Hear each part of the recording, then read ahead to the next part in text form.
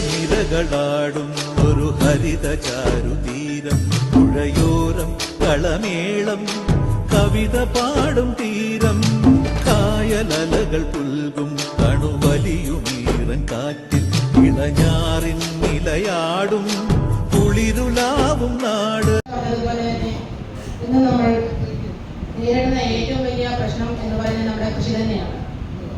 നമുക്കിന്ന് കൃഷിയുമായിട്ട് ബന്ധപ്പെട്ട് പറഞ്ഞു കഴിഞ്ഞാൽ കൃഷി ചെയ്യാൻ വളരെ ബുദ്ധിമുട്ടായി വരുന്നു എന്ന് തന്നെ പറയാം. ഏറ്റവും കൂടുതൽ എല്ലാവരും എപ്പോഴും പറയുന്ന ഒരു പരാതിയാണ് പന്നിശല്യം. ആ പന്നിശല്യത്തിനിടയ്ക്കും ഇത്രയും നല്ല രീതിയിൽ തന്നെ ജൈവ കൃഷിയെ പ്രോത്സാഹിപ്പിച്ച് അതിനെ മുമ്പോട്ട് കൊണ്ടുപോയി നല്ല രീതിയിൽ തന്നെ ഒരു നല്ല ഒരു അവതരണവും അതുപോലെ തന്നെ അതിന്റെ ഫലം ഉണ്ടാക്കിയെടുക്കാൻ നമുക്ക് നമ്മുടെ ആനിക്കാട് പഞ്ചായത്തിലെ കർഷകർക്ക് കഴിയുന്നു എന്ന് പറയുമ്പോൾ എനിക്ക് അതിയായ സന്തോഷമുണ്ട്. നമ്മൾ പുറം നാടുകളിൽ നിന്ന് വിഷം ആയ പച്ചക്കറികളൊക്കെ ഉപേക്ഷിച്ച് നമ്മുടെ നാടിനെ തന്നെ നമ്മൾ പ്രോത്സാഹിപ്പിച്ച് മുമ്പോട്ട് കൊണ്ടുപോകേണ്ടതായിട്ടുണ്ട്. കേരളത്തിൽ അനുഭവപ്പെട്ട ദുരന്തം നമ്മളെല്ലാം വളരെ ദുഃഖത്തിലാഴ്ത്തിയിരിക്കുകയായി. അതുകൊണ്ട് ഓണം പരിപാടികളൊന്നും തന്നെ നടത്തേണ്ട എന്നതാണ് സർക്കാരിന്റെ നയം. എങ്കിലും ചിങ്ങം വന്ന കർഷക ദിനമായി ആചരിക്കുന്നു. വളരെ സന്തോഷമുണ്ട്. കാരണം ആനിക്കാടിലെ കുറെ നല്ലവരായ നല്ല കർഷകർ, അവരെ ആദരിക്കേണ്ടത് നമ്മുടെ ഓരോരുത്തരുടെ ബാധ്യതയാണ്. കാരണം ഇന്ന് കൃഷിയെല്ലാം അന്യം നിന്ന് പോകുന്ന ഒരു കാലഘട്ടം.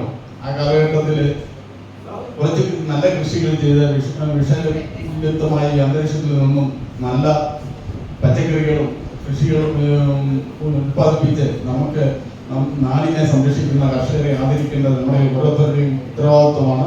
ആ ഉത്തരവാദിത്വം നിർവഹിക്കേണ്ടതും നമ്മുടെ ആവശ്യവും. ഈ കർഷകരെ പ്രോത്സാഹിപ്പിക്കേണ്ടതും വളരെ അത്യന്താപേക്ഷിതമാണ്.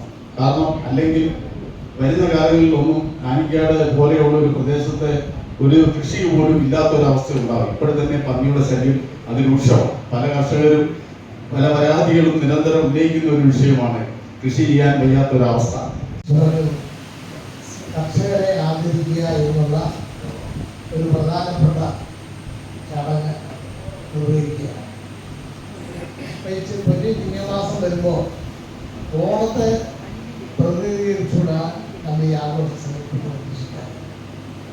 എന്നാൽ എല്ലാ കർഷകരെ ആദരിക്കുമ്പോഴും നമ്മുടെ ഒരു വലിയ പ്രതീക്ഷയാണ് നമ്മൾ കൃഷി രംഗത്ത് സ്വയം ആർജിക്കുക. ആ കൃഷി ഉൽപ്പന്നം കൊണ്ട് കേരളത്തെ സമ്പന്നമാക്കുക. ചിങ്ങമാസത്തിൽ എടുക്കുന്ന വിളവ് ഓണത്തിന് നമ്മൾ ഉപയോഗിക്കുക, ആഘോഷമാക്കി തീർക്കുക. അത് വിറ്റഴിച്ച് അതിൽ നിന്നുള്ള ഫലങ്ങൾ നമുക്ക് കിട്ടുന്നതായ സമ്പാദ്യം ഉണ്ടാകുക എന്നുള്ള ഒരു വലിയ ഒരു തത്വം നമ്മളിൽ നിലനിൽക്കുന്നു. എന്നാൽ നമ്മൾ ഉദ്ദേശിച്ചത്ര വേണ്ടത്ര കൃഷികൾ നമ്മുടെ നാട്ടിൻ പുറങ്ങളിൽ ഉണ്ടാക്കാൻ കൃഷിക്കാൻ തയ്യാറാണെങ്കിലും വന്യ മൃഗങ്ങൾ എന്ന് പറയുമ്പോൾ നമ്മൾക്കറിയാം, പന്നി ഉൾപ്പെടെയുള്ള മറ്റ് കാട്ടിൽ ജീവിക്കേണ്ടതായ മൃഗങ്ങളൊക്കെ നമ്മൾ പറഞ്ഞതുപോലെ നമ്മുടെ നാട്ടിൽ വരികയും കൃഷിയെ നശിപ്പിക്കുകയും ചെയ്യുന്നതായ ഒരു സാഹചര്യം ഉണ്ടാകും. നമുക്ക് അതിനെ കൊല്ലാനുള്ള അനുവാദം കിട്ടിയിട്ടുണ്ട്. പക്ഷേ തെറ്റ് വരികൊണ്ടിരിക്കുന്നതായ പന്നിയെ ഒന്നോ രണ്ടോ ഒരു സ്ഥലത്ത് കൊന്നതുകൊണ്ട് എന്നൊരു പരിഹാരമാണ്. അപ്പൊ പാർലമെന്റിൽ അങ്ങനെ നിയമം പാസാക്കി കൃഷിക്കാരെ ഉപദ്രവിക്കുന്ന ശുദ്ധജീവികളെ കൊല്ലാം എന്നുള്ള ഒരു നിയമ ഭേദഗതി ഉണ്ടായെങ്കിൽ മാത്രമേ കർഷകരെ സംബന്ധിച്ചിടത്തോളം ഇത് രക്ഷപ്പെടാൻ സാധിക്കൂ.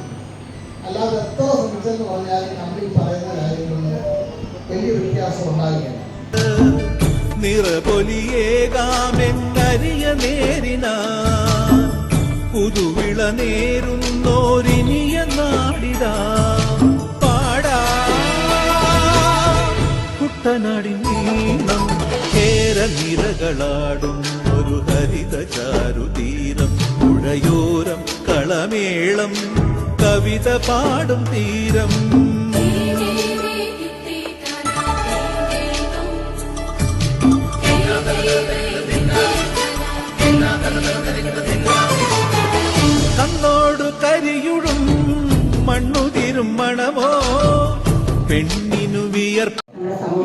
ഏറ്റവും ആദരിക്കപ്പെടേണ്ട കർഷകരെ ആദരിക്കാൻ സെലക്ട് ചെയ്തിരിക്കുന്നത്.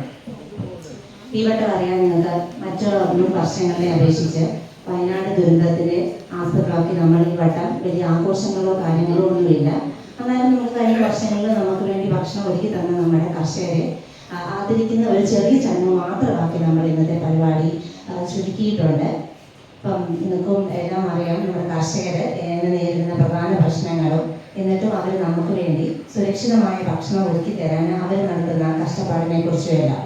അപ്പം ഞാൻ അതിനെക്കുറിച്ച് കൂടുതൽ പറയേണ്ട ആവശ്യമില്ല, കാരണം നിങ്ങൾ ഓരോരുത്തരും അതേ ദിവസവും എക്സ്പീരിയൻസ് ചെയ്യുന്നതാണ്.